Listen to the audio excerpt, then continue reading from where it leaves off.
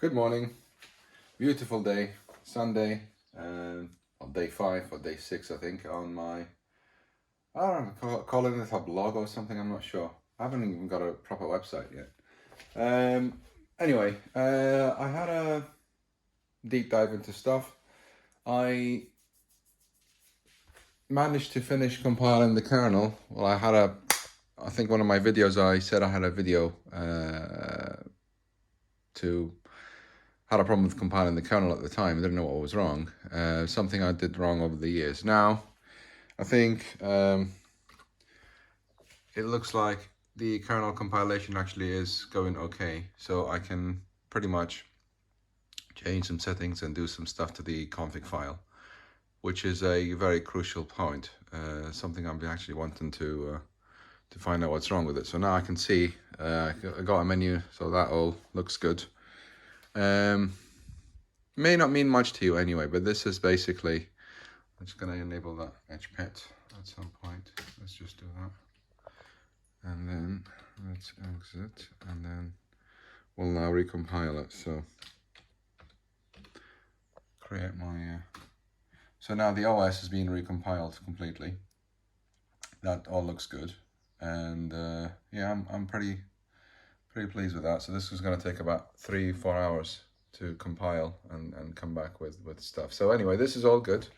Also, the runtime application interface is all nicely compiled again, being compiled as well. But I wouldn't say bad news or sad news or whatever it is. I had a call. I need to drop what I'm working on at the moment for the next week or so. So in the meantime, I just wanted to share, stuff why this whole 1 week of wait, or what's going on in well, my life and this whole thing. Yeah, initially, just talking on the system itself. 10 years ago, when we talked about the forum, or in the forum somewhere, that we assumed, we said this. We said there is a motherboard, we call it mobile at the time, and we had a USB, and we had another display, we call it Shark. Yeah, well, people might laugh at this concept and stuff. This is what we said 10 years ago, and I didn't really, this is all because I didn't really look inside the instrument very well. I had to look at stuff and to see what's inside it. That is, I wouldn't say, well, I'd say kind of incorrect after I looked at it. I just brought the instrument down a couple of days ago. Basically, I had something I wanted to do to look inside again, just to refresh my memory, understand what's happened since then. You just get my terminology right. So what that is, we have, conceptually, let's say, you have a USB going into somewhere, and you had on the motherboard itself, this is the USB, you have a little port in here, and you have the little two USB going on there to a different board altogether, right? Now, between this and that, I'm not sure if these are connected, that's not the issue. And you got the keys going on here. So, you got the joystick, all sorts of devices and all the, the sliders are going up and down and all that kind of stuff. So all these stuff in here, these are all going into this board, right? Yeah.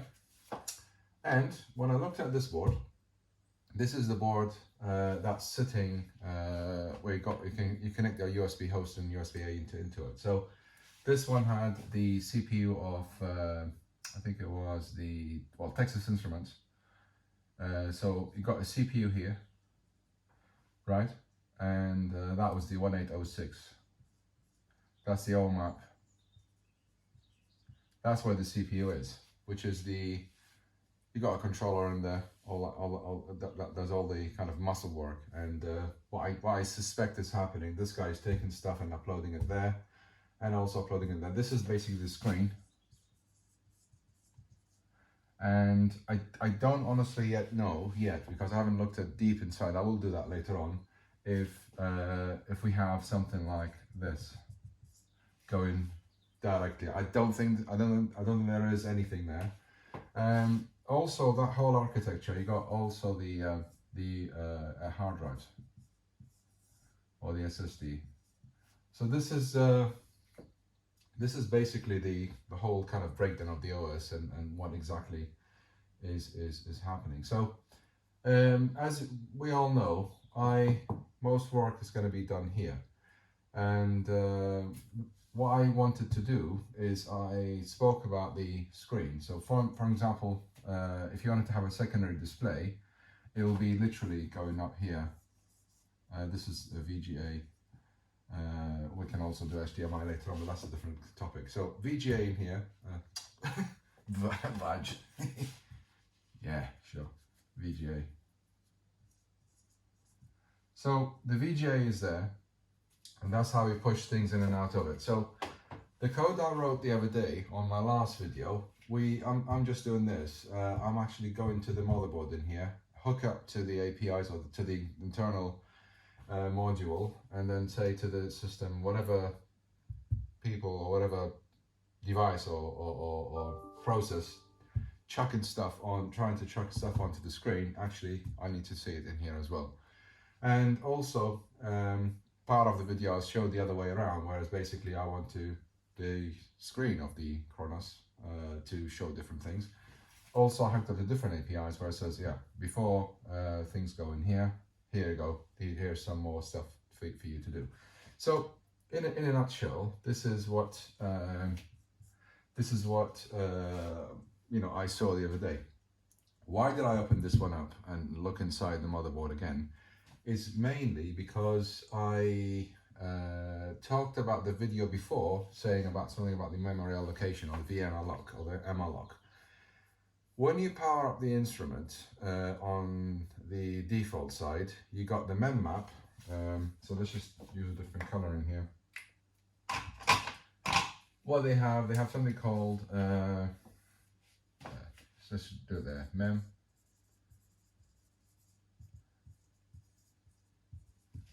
You have a command on the command line saying mem map equals 384 megabytes. What that means is you've got the memory, which looks like that, right? In a normal kernel, in a normal implementation of the kernel or normal setup of the kernel, you would have something called this is the memory, by the way, memory, and you've got the kernel starting from 0 up till whatever you know, maximum memory. Let's just say memory max in here, right? And when you start the kernel up, usually you load, for example, you know, SSH or anything you load up. You've got a space for the module space. I'm not going to do a deep dive onto how the modules are all split and dissected and all that kind of stuff. That's a completely different topic. It's too technical for this conversation. So the module memory, and you've got the user memory in here, right? And the last one in here, you've got the high memory. The high memory basically here is the user memory. When you load up something, for example, you tell the OS, I want to load up a telnet session or play Sudoku or do some stuff to it. What it is, the OS will go into the hard drive, bring up the stuff, do the mapping and do the kind of ELF, recompilation, whatever it is, and then chuck it all down here. So we'll give you, for example, the program, let's say it's a 1 megabyte file. It will allocate by itself 1 megabyte, and we'll put the stuff in here for you. Then we'll put the rest of them, all of them in here. Now, if your program says I have a new array and want to create a new array on the fly, which isn't really part of that or part of the size of the thing, the system will allocate it on the high memory on the HMA. So the HMA basically is a and that works backwards. So for example, it will allocate here and comes down from the beginning bottom of the heap side. So the heap basically is where the thing goes on top. So that is how usually in a normal system things work. So the user, you have a program in here, you want it to play Sudoku, you know, your cards will load up on that side. Once you're done, the system destroys all that stuff, and then that will be all deleted, and your whole thing will be balanced again. Now, the Kronos has got that in there. What that tells the system, actually, that's not how I want you to load up the stuff. I want the whole system to be run inside a... So what this Kronos is saying, or the OS, or the how the compiler is saying, or the member command saying is, I want everything to be done within that 384 meg max, and therefore on my system, which is 2 GB limit, or 2 GB DIMM they put, so 38, so let's say 400 minus 2000, it'll be 116 1.6 gig. This is the VM unlock, or the other space that they want to use reserved for the VM unlock. And when I looked at the RTI interface and how things are loaded up, basically they are saying I want to reserve 1.048 meg, so 1 point something gig into the Kronos real time and well, all sorts of management. So this is how the whole system works. Because I'm recompiling the kernel, I need to tell it that stuff and how that stuff is actually should be done. But to be honest, I thought memories are quite cheap. You know, there's pointless to trying to wrestle with this and trying to make it all work. I mean, if easier for me if I just buy another DIMM card. This is a 2 GB. Well, that's why I went back to this guy. So this guy has got that whole stuff sits inside here, and you got what the Kronos is. They have 2 GB DIMM, and there's another free slot. So what I've done is I've ordered another 2 GB DIMM onto my system. Well, basically I ordered a pair, because usually I have them in pairs.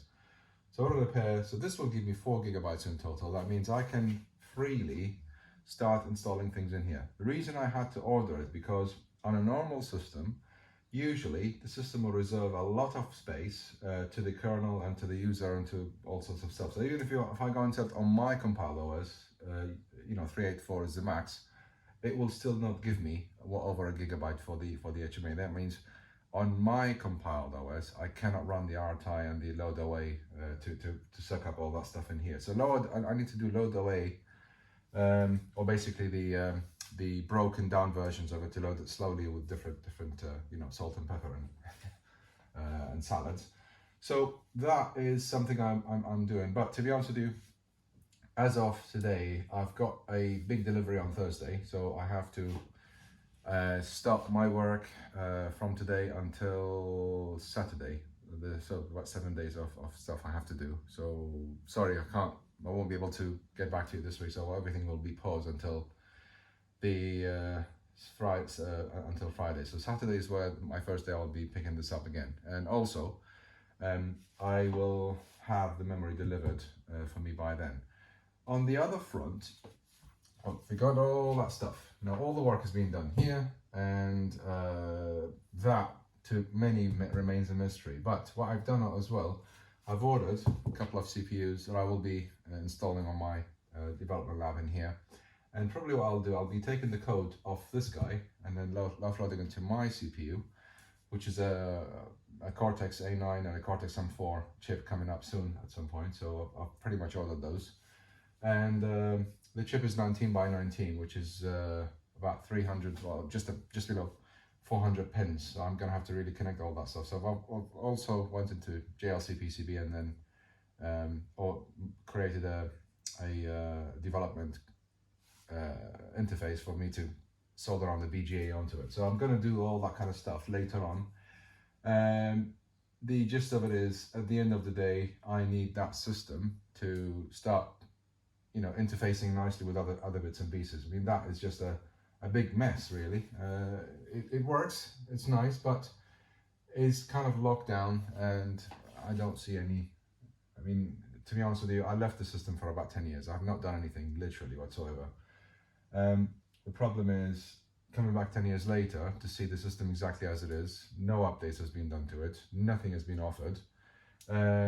What's happening is, is a new instrument, does the same thing, does the same concept, boots at the same time. I don't think it's a right investment for money. So I think it's probably I would rather have something better, to be honest with you, or something, I mean, obviously you've got a lot of stuff out there, a lot of different OSs. They all do the same thing.